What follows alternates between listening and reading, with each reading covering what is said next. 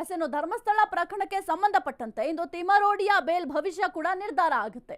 ಮಹೇಶ್ ಶೆಟ್ಟಿ ತಿಮರೋಡಿ ಅಕ್ರಮ ಶಸ್ತ್ರಾಸ್ತ್ರ ಹೊಂದಿದ ಕೇಸ್ ಇದು. ಈ ಒಂದು ಕೇಸ್ನಲ್ಲಿ ಜಾಮೀನು ಭವಿಷ್ಯ ನಿರ್ಧಾರ ಆಗುತ್ತೆ. ಮಹೇಶ್ ಶೆಟ್ಟಿ ತಿಮರೋಡಿ ಅವರು ಅಕ್ರಮ ಶಸ್ತ್ರಾಸ್ತ್ರವನ್ನು ಹೊಂದಿದ್ದಾರೆ ಅಂತ ಕೇಸ್ ಕೂಡ ದಾಖಲಾಗಿತ್ತು. ದಕ್ಷಿಣ ಕನ್ನಡ ಜಿಲ್ಲಾ ಸೆಷನ್ಸ್ ಕೋರ್ಟ್ನಲ್ಲಿ ಜಾಮೀನು ಅರ್ಜಿ ವಿಚಾರಣೆ ಕೂಡ ಮಾಡಲಾಗಿದೆ. ಅರ್ಜಿ ವಿಚಾರಣೆ ನಡೆಸಿ ಇಂದಿಗೆ ನ್ಯಾಯಾಲಯ ಮುಂದೂಡಿಕೆಯನ್ನ ಮಾಡಿತ್ತು. ಹಾಗಾಗಿ ಇವತ್ತು ಗೊತ್ತಾಗುತ್ತೆ, ತೀರ್ಪು ಬರುತ್ತೆ ಇವತ್ತು.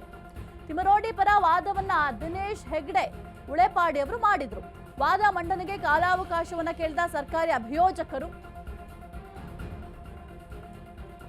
ಕಾಲಾವಕಾಶ ಕೇಳಿದ ಹಿನ್ನೆಲೆ ವಿಚಾರಣೆಯನ್ನ ಕೋರ್ಟ್ ಮುಂದೂಡಿತ್ತು. ತಿಮರೋಡಿಗೆ ವಿಚಾರಣೆಗೆ ಹಾಜರಾಗಲು ಪೊಲೀಸರನ್ನ 3 ಬಾರಿ ನೋಟಿಸ್ ಕೊಡಲಾಗಿದೆ. ಆದ್ರೆ ಯಾವುದಕ್ಕೂ ಕೂಡ ಪ್ರತಿಕ್ರಿಯೆ ಇಲ್ಲ. ನೋಟಿಸ್ಗೂ ಪ್ರತಿಕ್ರಿಯೆ ನೀಡದೆ ತಲೆ ಮರೆಸ್ಕೊಂಡಿದ್ದಾರೆ. ಹಾಗಾಗಿ ಕೋರ್ಟ್ ಏನ್ ತೀರ್ಪು ಕೊಡುತ್ತೆ ಅಂತ ಇವತ್ತು ನೋಡ್ಬೇಕು.